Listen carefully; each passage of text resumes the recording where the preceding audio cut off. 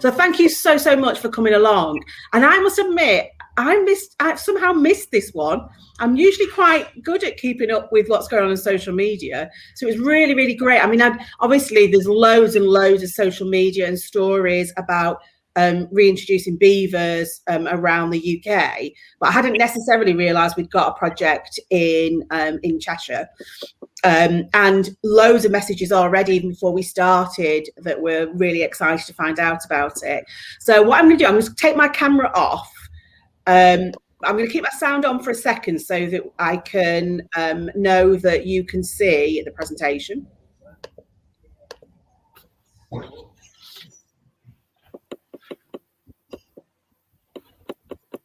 Can you see that okay? I can see that fine. I'm assuming that is the first slide, so brilliant. Yeah, I think it is the first slide. So that's that. Okay, so as Helen said, I'm Kevin Feeney. I'm from Cheshire Wildlife Trust, and I project manage the Delamere Beaver project. For those of you who don't know, beavers were brought back to Cheshire, being extinct for over 400 years, and they're now living quite happily on the edge of Delamere Forest. So if you go for the next slide, we are going to do some next slides. I'm just going to run through kind of what we're doing today. We're going to have a beaver facts quiz, then we're going to talk about beavers across Europe, beavers in the UK, beavers in Cheshire, and then what's next, what are we planning next. Okay, but first of all, we'll start with the facts quiz, which is on the next one. So a little bit of true or false, just a quick fire quiz, just to get people going. We get a lot of myths about beavers, and they come from all over. One of the most famous ones that we often talk about is in the Chronicles of Narnia, where Mr. Beaver was sitting eating fish in his lodge. And do beavers eat fish? That's false. They do not eat fish. We'll click through that one. Is it going to work? False. There we go. Next question: do beavers' teeth never stop growing? True or false? It's true. If you're going to chew through that many trees, you need good teeth, and you need them on a regular basis to keep growing. Are beavers native to England? True. Yes, they are. And do beavers cause flooding? Yes, true. Of course they do. We wouldn't want them here if they didn't. We want them for their flooding techniques. Beavers scare off all the wildlife. Absolutely false. They do not. Beavers are actually what we call an ecosystem engineer. They're a keystone species. They manage the habitat around them, and they've evolved to do that alongside all kinds of other wildlife for millions of years. Beavers chop down trees. It's often one of the contentious issues around beavers that they'll chop down trees. And of course they do, it's true. World's largest beaver dam, it's 85 foot long. True or false? That's false. It's almost double that, if not a little bit longer. I think the record is around about 225 feet in America. Different species of beaver to what we've got here, but right across Europe and Asia, they do make some huge dams. I've got some photos of those a little bit later on. Beaver's teeth are yellow. That's actually false. You'll get to see beaver teeth a little bit later on. They're actually orange. And the reason for that is they actually put iron into their teeth, makes them extra strong. And there are plenty of finds of people using beaver's teeth as tools in the past because they're basically so tough and they are designed to cut through wood. Number 9, can beavers fly? Definitely true. So if you have a little look online, you'll find some of the beaver reintroduction techniques in America where they actually used crates with parachutes and they dropped beavers from planes into territories where they're currently extinct. I think we'll get into beavers a lot more and why they became extinct, but in America, vast areas and with fur trades, we lost beavers, but we lost them from really remote areas. So they can fly. And finally, beavers always build dams. This is false, actually. Building a dam, it's all about safety, and what beavers want to do is they want to feed from the water and they want to be safe. If they're safe enough and there's plenty of water, then why build a dam? Why go to that effort? And we'll go into my lazy beaver theory a little bit later on. Okay, on to the next one. So just some kind of beaver facts again. They are mainly nocturnal and semi-aquatic, entirely herbivorous. They use their tails to swim up to 5 miles per hour. Fiercely territorial. They live in family groups, and those family groups can be quite large. What you tend to have is you have a male and female breeding pair, and they're young from each year. They can have litters of 2 to 4 kids. So they can hang around. We usually say about 3 years, but it depends on suitable habitat. If they've got a huge area with no other beavers about, they might stick as one big family group. Equally, if they're constrained and they can't move away, they might stay in the family groups. And the older generation tend to look after the young ones and help the parents out as well. Okay, that's the next one. So I thought it really important to go through a bit about beavers in Europe. We're just part of one much larger story. Beavers have been reintroduced across Europe for over 60 years. They were knocked back just the same as the UK. We're landlocked and they became extinct. We say over 400 years ago. They were some of the last records, and it was dwindling populations in Scotland and around Yorkshire. What the actual date is that they went extinct in Delamere, we have no idea. Well, I don't have any idea yet. If someone has the time to find out, then please do let me know. And the UK was one of 3 countries, Portugal and Italy, are the only countries that basically don't have wild, free-living beavers to this date. They were reintroduced across Europe because their habitat creation and improvements to water quality and reduction to flooding are well known. So we're quite far behind on this, and they're not going to affect all the wildlife ever present. They do spread right across Asia as well, across Mongolia, and then there are the American beavers as well. There are American species of beavers living across Europe as well. They look pretty much the same. They're hard to separate and identify, but they do just the same job. Okay, next slide, there we go. So we're going to use Bavaria as a bit of a case study. We often talk about Bavaria because, well, Beavaria. A lot of our place names, even in the UK, Cheshire Wildlife Trust headquarters at Bickley Hall Farm, there's Barmere. Bar is actually an old word, beaver. Equally, if you go to Beverley and Hull, Beverley is a derived word from beaver. And there are lots of place names throughout the UK, throughout Europe, but Bavaria very much took its name from beavers. And they were extinct across Bavaria about 60 years ago, and it was down to reintroductions. They took about, they've got about 5,500 territories now, and they only released about 120 beavers in about 1966, and they've now spread right across the country. The reason we use it as a good indication is that, well, for Bavaria, there's about 12 million people living in Bavaria compared to about 5.6 million in Scotland. So people are living much closer to beaver-occupied areas. So there's a lot more conflict, but they found ways of overcoming it. On the next slide. This is Gerhard Schwab, very famous in Bavaria. He's the kind of leading guy. He's who I'm aspiring to be in a few years, maybe. But the treatment of beavers in Bavaria is that, well, they're actually providing huge amounts of benefits. And although they do cause issues, localized flooding, they do damage certain crops, well, there's solutions to all of that. Creating kind of beaver groups. So the last resort would always be to cull a beaver or anything like that. We'll go into a few kind of techniques a little bit later on, but you know, the last resort of a European protected species should ever be to cull it. You can move it to a more suitable area. Beavers are actually limited in their territory, not by predation or anything like that. It's by the availability of food. There's lots of studies gone into this. You know, they do have natural predators, things like lynx and mountain lions, and bears and wolves. They don't have those problems in the UK, but they're quite happy to survive wherever they can.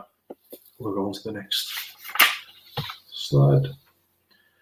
And beavers can create problems. So I mentioned they create localized flooding. This is one example of a dam on the right. And on the left, you've got kind of what happens if you remove a dam. You can end up with really dry ground, but the ground does regenerate. Beavers shape the landscape. We've got really dry areas all across the country now where we've done our best to drain the land and push water wherever we want it to go. But the end result is a reduction in species diversity. So I mentioned before beavers. We've got our beaver groups in the UK, or we've got scouts, and in Bavaria, these are basically the people that go out and talk to landowners and put preventative measures in place. Just on the next slide, there's a few examples. So beavers do take trees down. They do take ornamental trees. They'll take anything. They're really fond of apple trees, and if you've got an orchard, that's not always good. So beavers in Bavaria, they go out and inform landowners, help landowners. This is something we can look at in the future in the UK when hopefully beavers do spread. We can have kind of information getting out to the right people. Things like putting mesh guards around trees, trapping beavers if they're in a problem area, moving them on. And there's also deconstruction of dams. You can break them away, move them apart.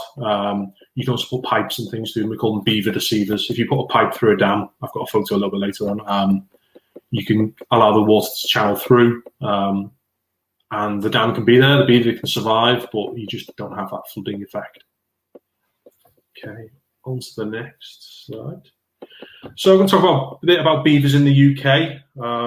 They're gaining momentum. It's all over the news at the moment. The National Wildlife Trust office released that 2021 is going to be a bumper year for beaver reintroductions in the UK.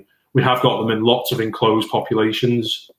There are a few wild living populations, but they should be here. They are native to the UK. We've got places like Beaver Road. That is Beverley again, as I mentioned before, and they've got their place definitely in our countryside and even in our cities. They're quite adaptable animals. They are one of they're Europe's largest, I was supposed to say reptile, rodent.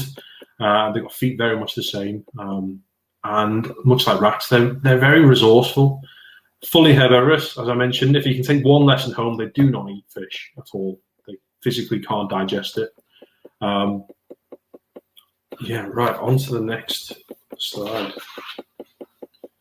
Okay, so kind of the national picture. In November 2016, the Scottish government announced that beavers would be formally recognised as a resident species. That's Scotland. Different situation in England and Wales at the moment.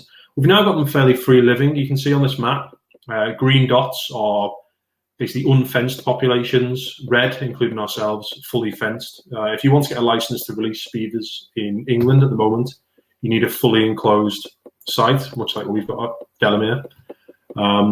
But Scotland's taken a slightly different approach. They had an enclosed population. It's spread from there. There are kind of unofficial releases which seem to appear up and down the country, most famously in Devon.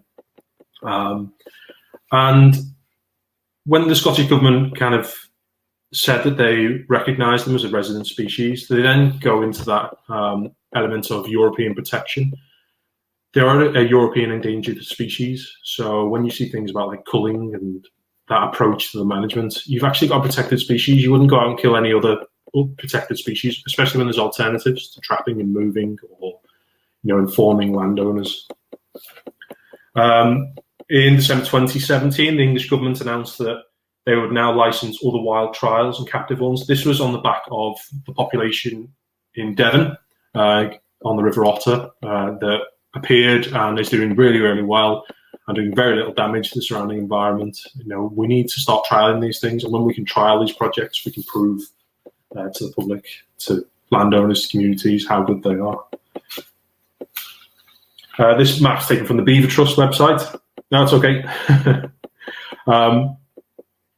And it's a good indication of, they are spreading. We've got more and more captive populations, but wild is ultimately, I'm sure, where everyone wants to get to. We're going to talk a bit about beavers in Scotland. Work's now begun to ensure that beavers can be added to Scotland's list of protected species as soon as possible.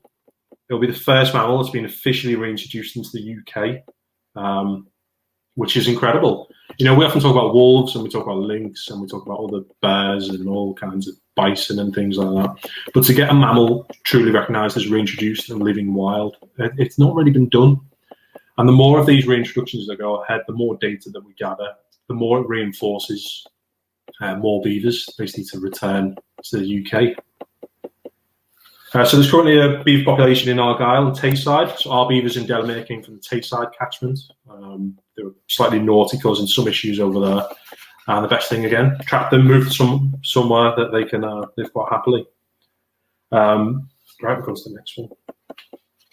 This is a slightly outdated map. It says 2017. We're looking at 92 active beaver territories recorded. This is up on the Tay catchment, up near Argyll. And this population sort of appeared, and there was a captive population. It was the Scottish beaver, one of the Scottish beaver trials. And they're starting to spread quite happily. There's suitable waterways, and they're feeding, breeding really well. Okay, next one. And I mentioned they cause issues. There's no doubt about it. Top left, beavers very rarely feed more than 10 meters from a watercourse. They can actually do directional felling, so they can fell the trees into the water so they can feed on the top branches within the water, which is really clever. I wish I could fell. They get about 75% towards the water, which is quite impressive. I've seen quite a few people with chainsaws, maybe not that good. But it's not just feeding. I mentioned that they don't always make dams. They don't always make lodges as well. So they'll burrow into banks. You can see we've got a road. This could be a real problem. Equally with tree felling. There's those sort of issues, and these need kind of monitoring. If you've got groups of people that can really keep an eye on things. Big trees don't get felled quickly. They can take a long time.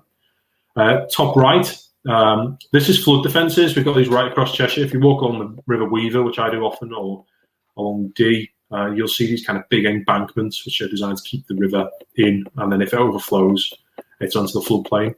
And they will burrow through anything. They create beaver canals. I mentioned my lazy beaver hypothesis, and that, why would you climb over something when you can dig through it?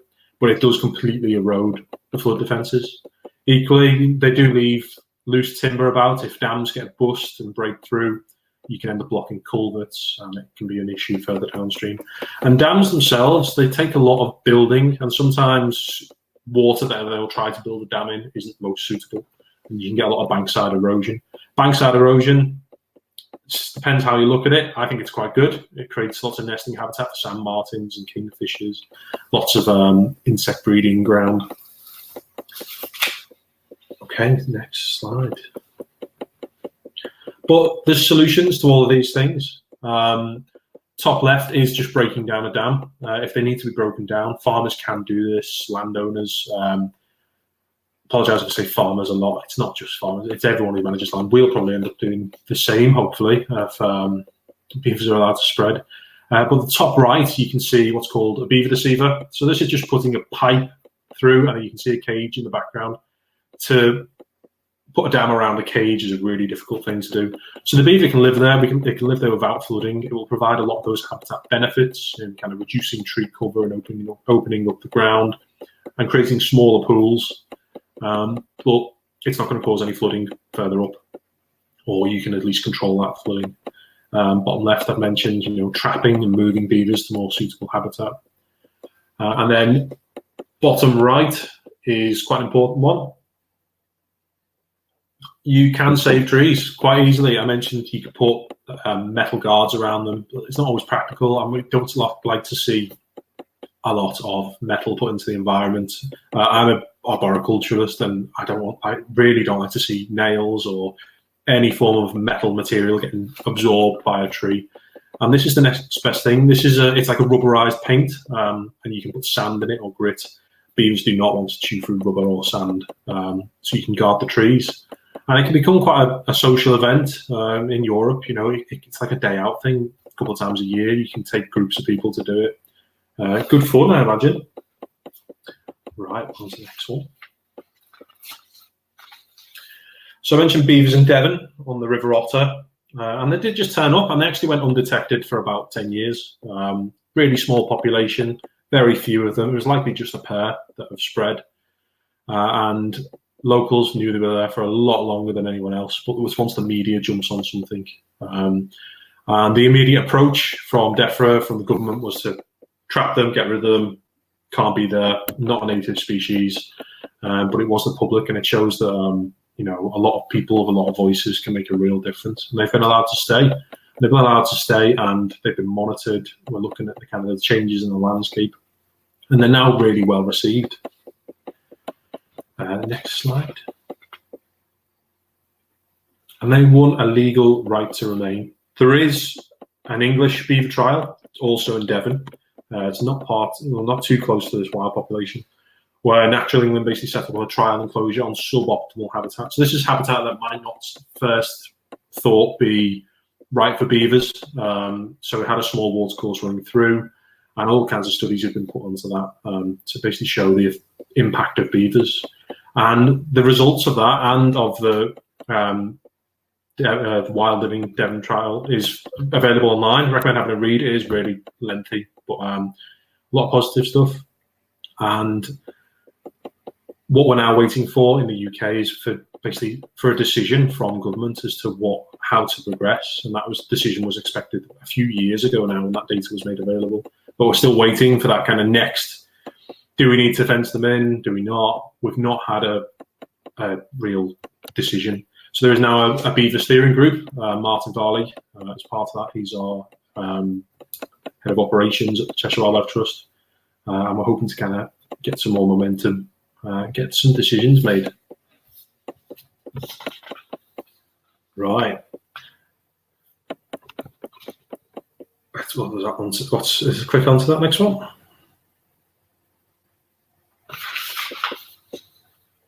Yeah, that's the right one. The picture's changed compared to my one. Beavers returned to the Forest of Dean 400 years after being driven to extinction. There's lots of similar things popping up across the UK now, us included. It's that 400 years.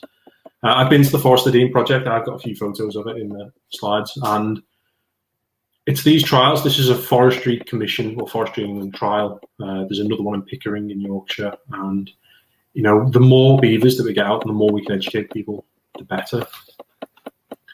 But it shows that the government is opening up to these kind of proposed trials. And that leads on to us on the next slide with the Delamere Beaver project.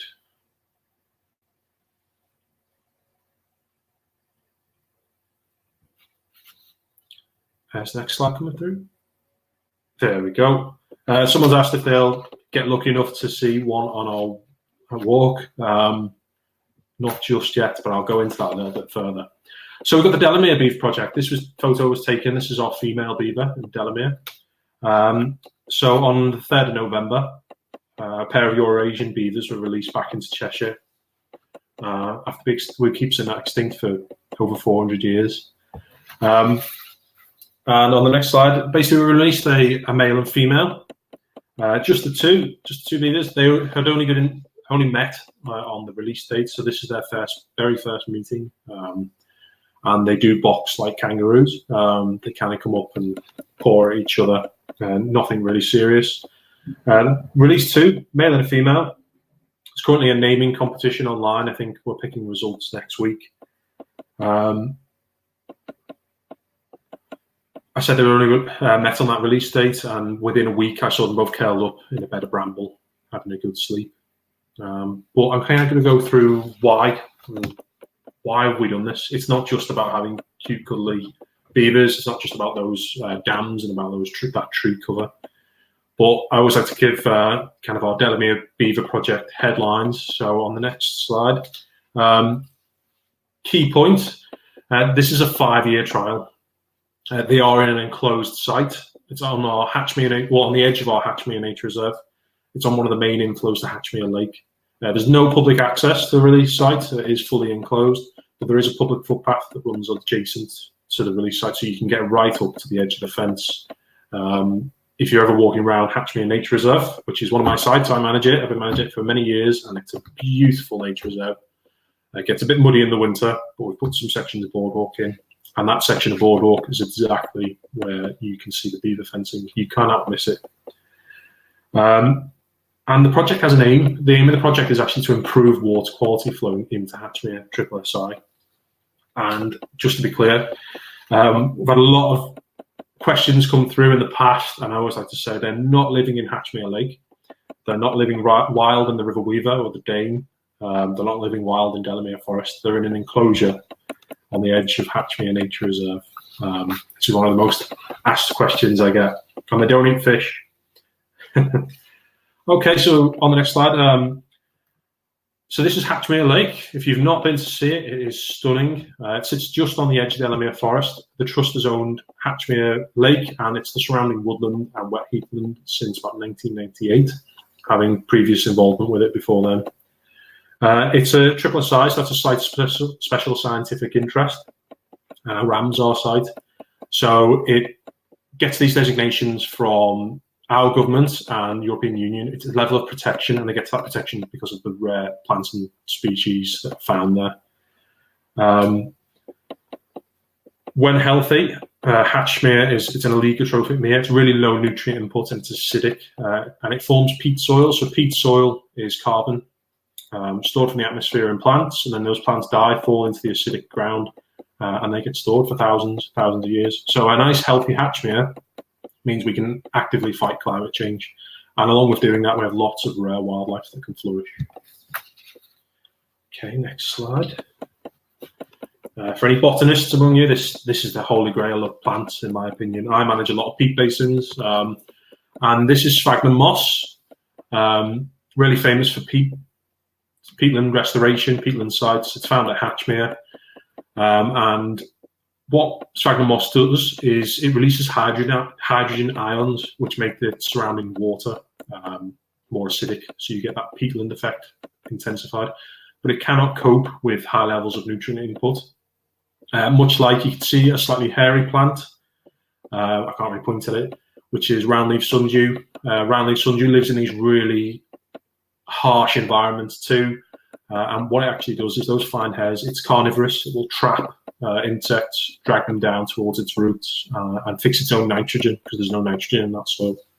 One of the big issues just with life in nature at the moment is nutrient input. You'll see on the next slide.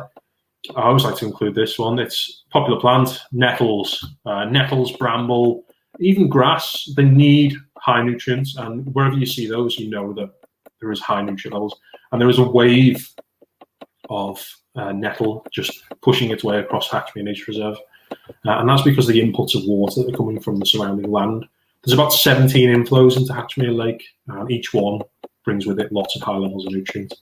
And this just outcompetes that fine sphagnum moss and all the rare species that are really delicate, and all the insects that rely on those rare species. Then it's a knock-on effect. So we're getting reduction in species diversity.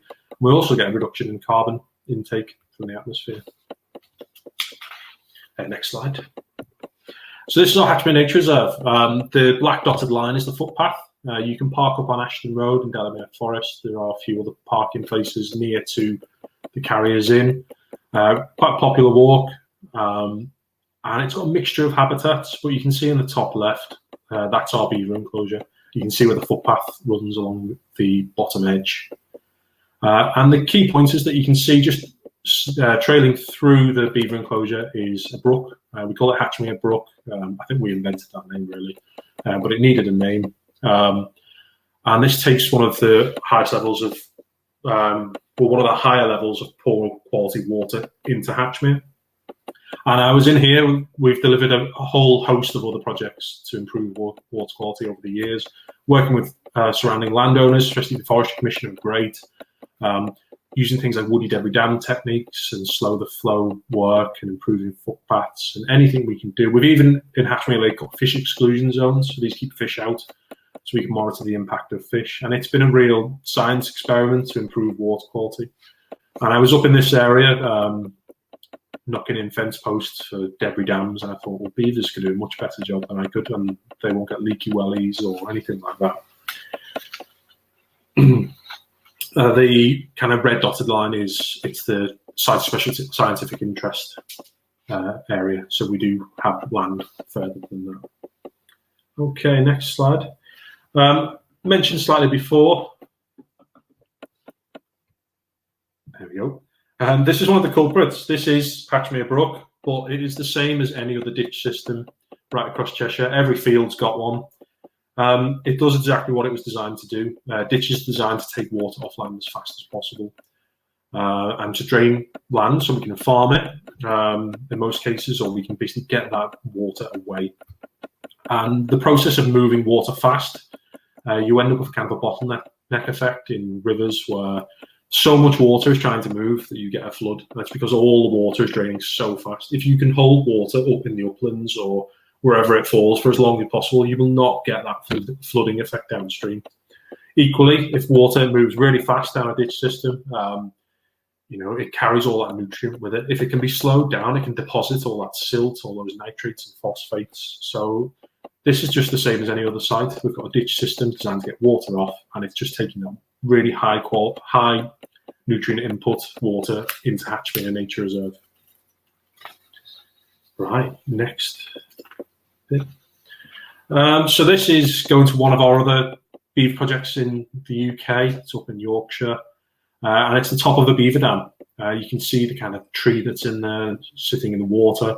And it's really high level of rainfall when I went, and you can see how dark brown stained the water is.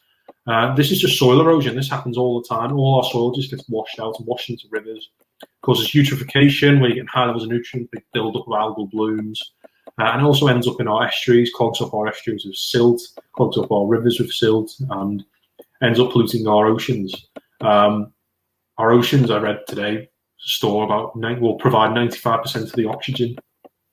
So they're quite important for us to look after. But you can see that beaver dam is holding back that kind of clouded water. And if we go on to the next slide,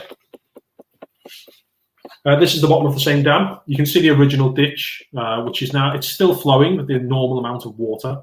It just spread out slightly. That dam is 15 meters across. It's about 6 foot deep where I'm standing in that ditch. And you can also see how clear the water is at the bottom. And it's just like putting a sieve in the water. It's holding back all that silt. And it's perfect beaver habitat.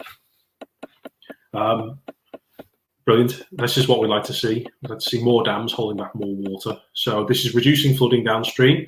They do fill to a certain capacity, the dams, and once they reach that capacity, the water will just keep going over them. But if you've not had rain for quite some time, the water level will drop and it'll have to build back up. So you can reduce flooding with beaver dams.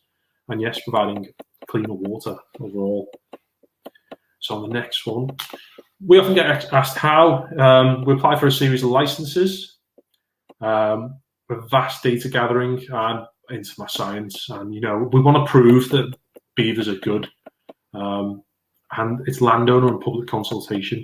We had to go through and meet local landowners. We did hold public consultation meetings. We spread the word that this is what we were planning to do. We didn't really have anything negative. It's not the same for all sites. We have had people since not happy with what we're doing, but you can't not do things on that basis. And the series of licenses, there are 3 licenses, and you become with a series of annexes. So it's our requirements. We provide yearly reporting. This is to Natural England. We've also got to keep an eye on our beavers. We have to check the fencing twice a week. We check it more than that. We've got volunteers who are great at just coming around, just checking the fencing, looking for any holes, any trees that have fallen over, any digging, that kind of thing. Holes in the fence, people trying to climb in, which we've not had any yet, which is fantastic. And we have to stick to those licenses. And funding, which is the final point.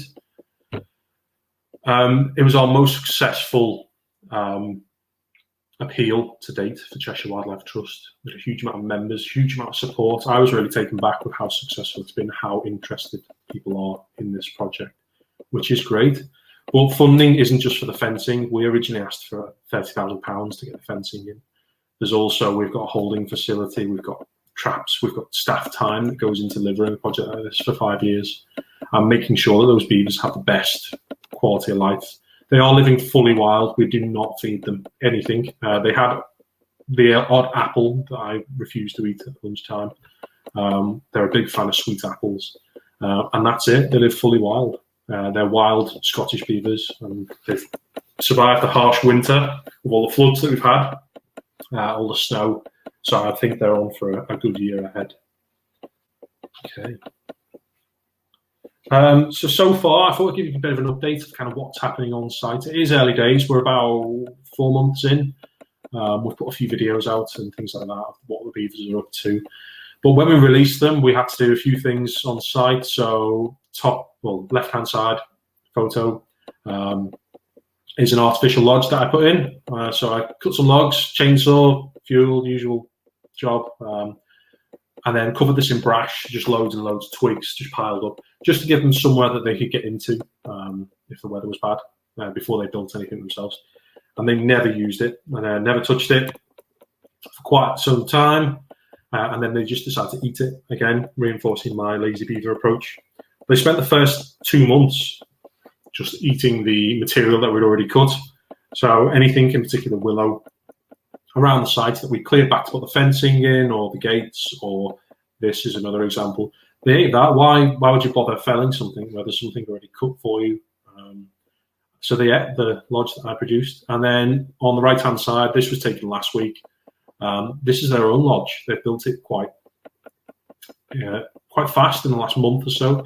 It started off as a burrow in the side of the release pond, where they were both in there, but the top kept collapsing. And then what I noticed is they basically just put a wooden top, stacked loads of twigs on top, and then that's grown and grown.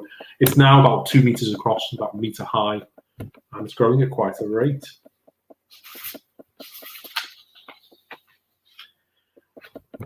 They travel around the site. I mentioned that they're like a giant rat, and the print is exactly the same. The prints are about the size of my hand. It said in one of the earlier slides they grow to about 35 kilo.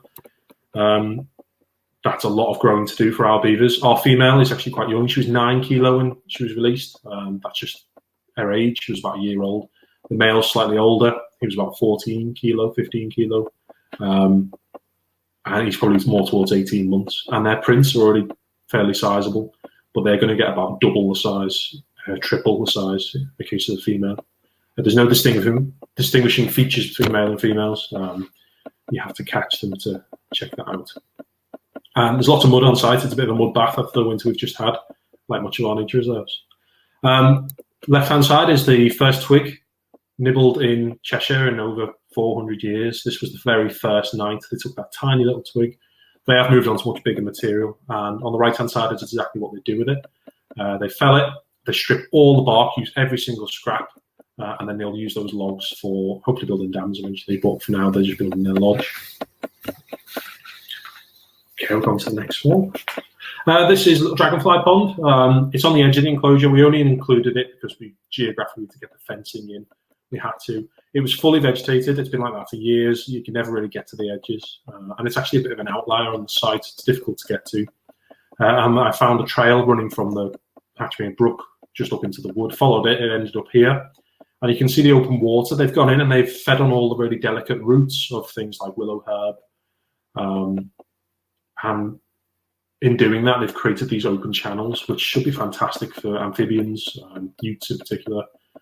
Toads up on site, and also dragonflies. So we're hoping to monitor this a little bit further. It's the one site I didn't create any data for beforehand because we can get to it, and it's now being well used. So what's next? Well, these are the Forest of Dean dams. We've not got any dams on site yet. This time of year is the time of year they start to build dams when the water level's lower. You know, if you've got flashy flood weather, you don't want to be building a dam in it. But you can see these, they're crystal clear. The water is about 8 foot deep. And this is what we're hoping to see. It's quite a flat site, so any amount of damming will make quite a big impact. We've got loads of trees as well. So hoping to see this very soon. We'll put an update out as soon as we do. And tree felling. I mentioned they went for all the material that we had pre-cut. They stuck to really small stuff, smaller trees up to about 1 inch or 2 inch. They're starting to get to much bigger material. I was quite shocked at some of the trees that they will take down, and they'll take down anything you can possibly imagine. They tend to favour willow, but if something is in the way and they don't like it, like silver birch, or they don't eat pines and things like that, too high in resin. Not a big fan of oak either, but you don't tend to get oak living in kind of wetland habitats anyway. But you can see here on the left, a willow, that's a silver birch that's been felled. You can see the green vegetation that's come up around it. That's just going to add so much to the species diversity, where you can see on the right, a recently felled tree, you've got that bare ground where really nothing's really growing. You've got quite a lack of species diversity, which applies for a lot of our wetlands, particularly in Cheshire. I walk a lot along the Weaver Way, and there's lots of mature trees, and when they fall, they take down the whole bank, and you do end up questioning, should that mature tree ever be there?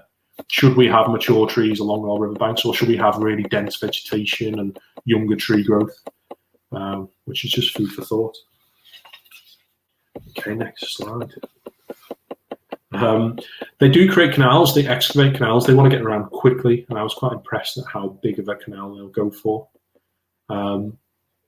You can see in this one, lots of rhododendron. They do clear rhododendron, which is a really invasive species for us, but they use it more as nesting material and to kind of block up dams.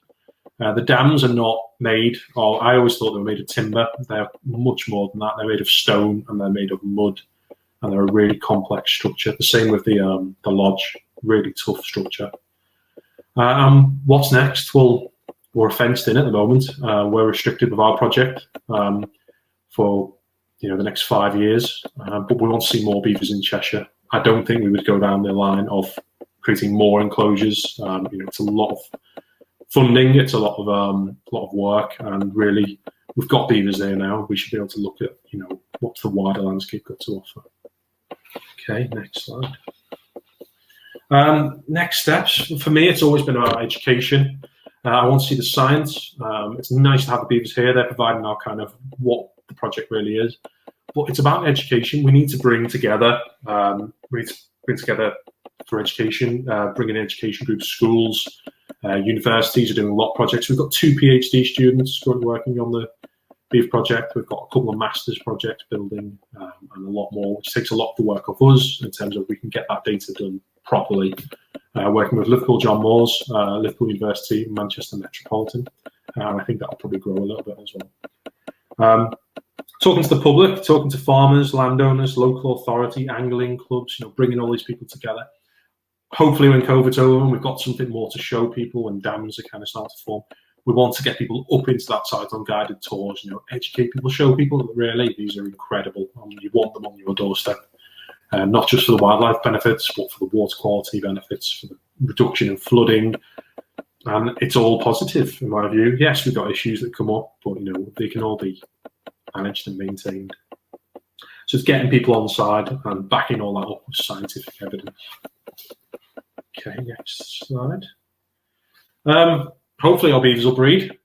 There's a possibility they'll breed this year. I mentioned that the female's younger, but she is of breeding age. When they're in family groups, it's the dominant male and female tend to suppress the breeding of all the young. They've not got that here. So there's a good chance they'll breed. If they don't breed this year, we will find out in June, July, August when the kits emerge from the lodge, if they're there. If not, I put my money on it that it'll be next year.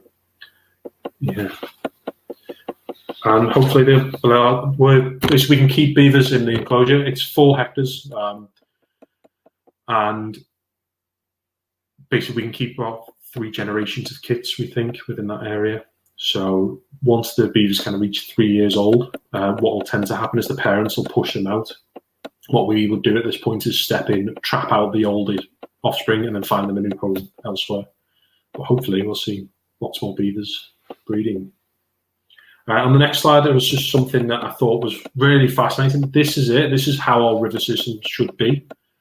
There's lots of evidence of beavers right across Europe and in the UK, but we've kind of lost that habitat that was there. And this is a series of dams, and you've got a lot of wetland creation ongoing. And they look quite brutal at first. You can see all those kind of dead trees that have been felled, but they come back.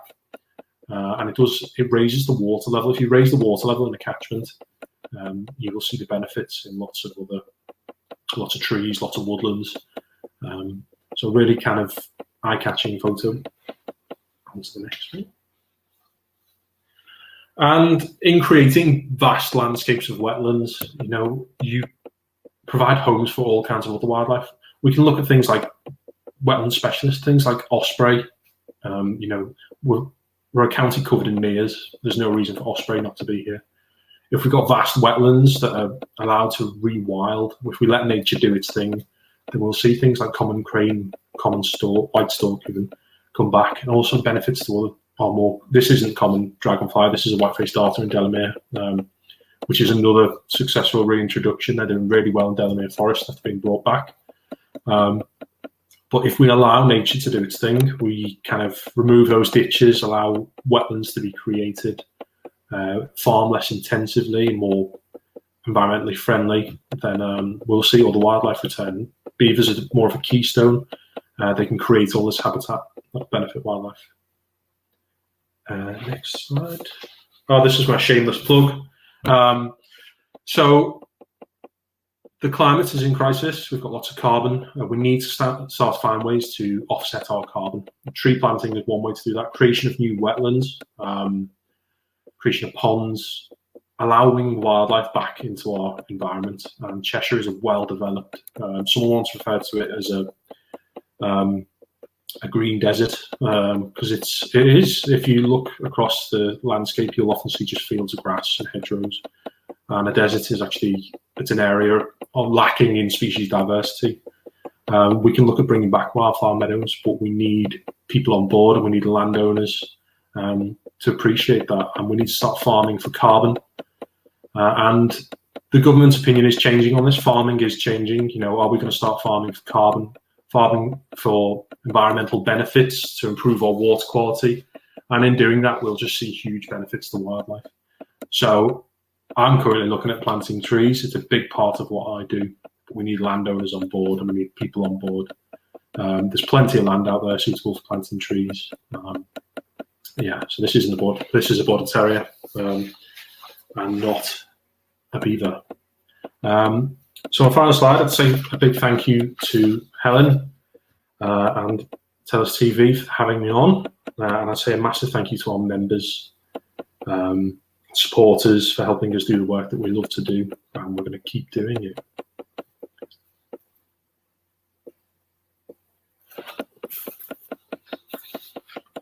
I can go through a few other questions. I just noticed to come up. Right. That sound on. Yeah, yes. That's brilliant. I've gone dark at my end now, actually, but I spent a lot of that smiling. And I must admit, a lot of those facts, I was surprised that I didn't know some of those true false facts as well. Yeah. If you can take one fact home, it's that beavers don't eat fish. If that could be spread, I'd be quite happy. We should put that out. In fact, we'll create a special GIF, which if Nala does our GIFs for us, just to tell everybody that beavers don't eat fish. And actually, I saw the orange teeth on one of the pictures as well. Mm-hmm. That's something else I actually wasn't necessary, because obviously when you see cartoon versions of them, yeah, they don't create them with yellow. Even my teddy white teeth. Yeah, I colour them in. Yeah.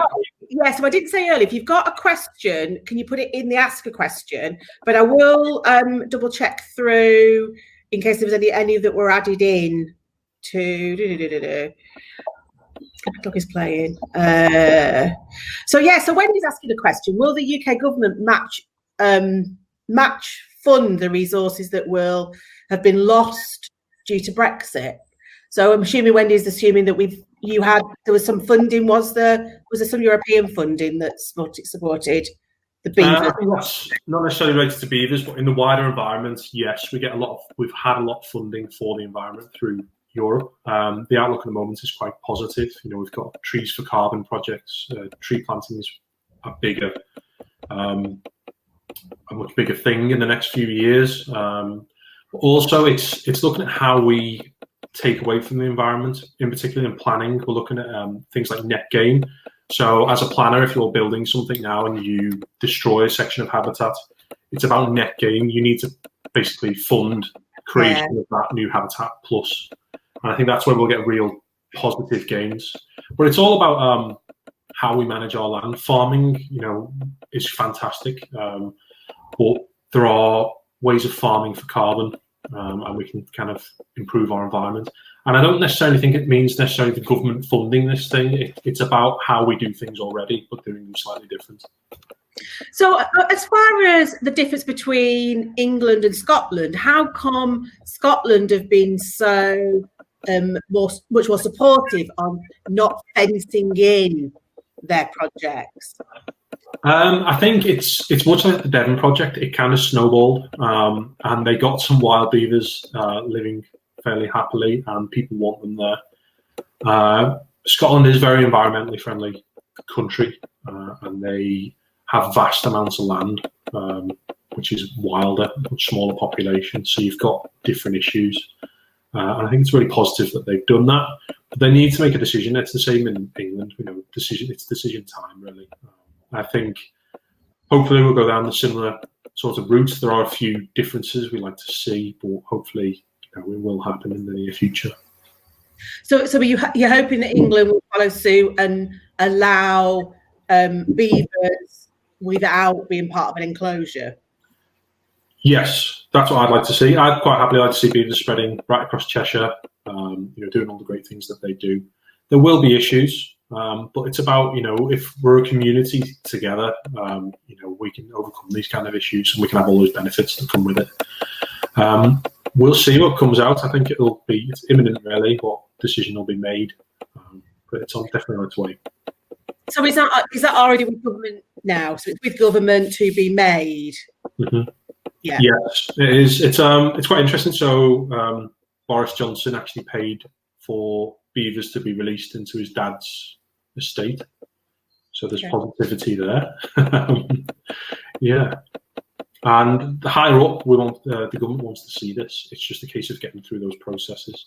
And I think those processes are needed, but it's got to be. So you're quite early into your project. I think you mentioned something like 4 months into your project. So I'm assuming you've got funding for the 4-year time scale. We're not quite there yet. So we put out an appeal and we've had some project funding as well. And that's got us to where we are now. So we've got our beavers, we've got our fencing, we've got our infrastructure in place. We're still appealing, so people can go online and still donate. And we do desperately need that. We're funded for so far into the project, but 5 years is a long time. It's a lot of funding. That's needed. Brilliant. And then, so if anybody's got to ask a question, don't forget to add it in. One's just got in there from Kerry. So, Wendy's wanted to know, aside from humans, what are beavers' principal predator? So I mentioned before, it's things like wolves, lynx, if you're in America, mountain lions, anything that's really a predator. Foxes, not so much, but they are big. 35 kilos, the size of a big Labrador, except they've got really big teeth as well, and the big tail, and they're muscular. So, lots of predators will attempt to go for them, but they're in water. And studies have shown that they're not limited by predation, they're limited by the suitable habitat. Okay. So their biggest predator really is themselves. They're very territorial, they've got big teeth, they will fight. Often in the wild, they tell beavers apart by their scars. And it's because they're fighting with other beavers. So it's all about suitable habitat. But that's a natural process. It's not necessarily predation that keeps beaver populations down. It's just the amount of habitat. And Kerry's asking, other than land, how can we support the Cheshire Wildlife Trust and the Beaver Project in particular?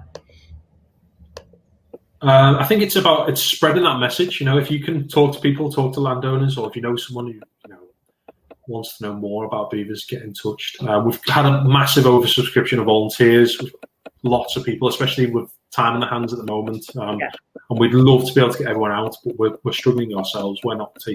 We are running volunteer groups, but we've got to get local. It's a real struggle. For the Beaver Project, we've got some local volunteers that we're able to check the fencing, and it's been a real struggle at the moment. But we're not the only people that can do this. We're supporting now other trusts. We've put our licenses in. We've been successful in doing that, and we're hoping now that we can help educate other people. We're not the only people that can do this in Cheshire. There's plenty of other organisations and charities that could, really do this and have a go at it, and we'd be happy to support those. Okay. And then I've got a question here. We're being asked, how does managed beaver release fit with the environmental agency's flood relief plans? I think the problem with that is the Environment Agency's flood relief plans have probably been developed for many, many years, where beavers have picked up momentum in the last few years. So you end up kind of missing a step in there. I think they should be a big part of it. I think there's a huge part to play. We've seen a good example of, it's called the Slow to Flow project, which was in Pickering, where they did lots of habitat interventions into a catchment. So they use things like felling trees across ditches. And so when you get a high level of rainfall, it slows the water flow. All these things are what beavers do naturally. And the response at the end of that project was, there's loads of really positive things you can do from doing this kind of work. But beavers will do it naturally. And, if that technique is accepted to reduce flooding, well, why not beavers? And I think it's still that data gathering phase. I think in some cases we're proving that beavers do it, but it needs to be accepted fully. And for things to be fully accepted, you need those scientific papers, you need that data. Which is obviously what you're aiming to build at the moment. So as soon as you finish one, then somebody puts another one in. So Denise is just saying, so apologies for already mentioned it. I can't remember actually, Denise, myself, but how much territory would a pair of beavers have to themselves in the wild? Good question. It depends on so we talk about suboptimal habitat and optimal habitat. We've got suboptimal. Well, if you're looking at kind of, say, a river, just a standard section of river, about 14 kilometers of river edge. So that could be both sides of the river. You'd be looking at that size of area. And it depends on the size of the family. We've got 4 hectares. We're going to have to keep an eye on our population and kind of track out when we need to. Keep an eye on the resources in there. I'm not expecting any issues in the next 5 years. If it was to go on for 10, 15, 20, who knows? I don't really know. So about 14 kilometres, they say, which is quite a good section. Narrowed it down to about 7 kilometres of river.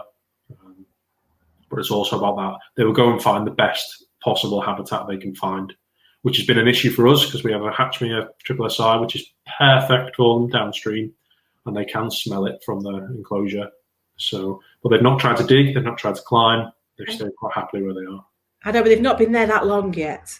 No, I'm hoping, my theory is that now they've built a lodge, that even if they did escape, their home isn't there, they're just quite happy. Stick with that theory. If you, it's been a while since I've been up to Delamere, obviously, partly because of COVID, but is there any chance of seeing them as you pass that path?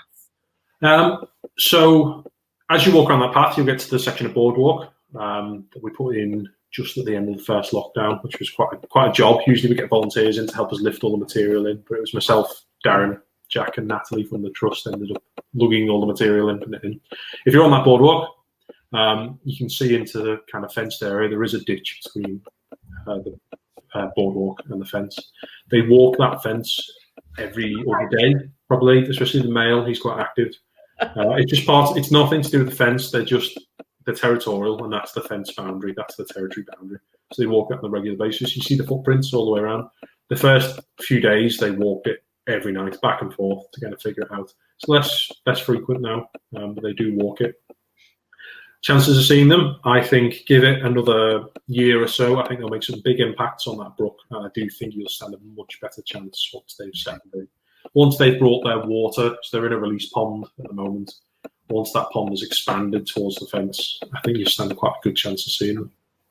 Okay, that's absolutely brilliant. I'm sort of like every time when we get anybody on, it's like I'm excited and I want to see the beavers now, because at the recent, there's been some fantastic little videos on social media of beavers, chilling and all sorts of things. So I can imagine there's going to be a lot of interest in getting to see the beavers, which the problem then is the more interested people are in wanting to see them, the less likely we are of seeing the beavers. Yeah, well, we're planning to take tours and have guided groups. That's the way that people will be able to access it. It's just with COVID and things are a bit difficult. And we've talked about, do we put a hide up somewhere that you can go and watch the beavers up in the enclosure in a guided session? But of the people I've spoken to, is wherever you build a hide, they will never go near it. And you can end up wasting a lot of money doing that. My theory is that we should just provide waterproof trousers and sit in the grass, and you can move to where the beavers are. So that's the plan at the moment. Oh, and I suppose the other side of it is, we should just also leave them alone. It's an experiment, and get on with it. The fluffy beavers are, even for myself, I don't really go and see them myself. I'm more interested in what they're doing on site than necessarily watching them. That's absolutely. Thank you so much. Thank you. Absolutely brilliant. There's no more questions in Ask a Question, but if anything pops up later, now we know who the beaver expert is. So I don't know whether we'll be adding beavers to our list. So we've gone bees, then hedgehogs are our favourites. We might have to add beavers to our list of favourite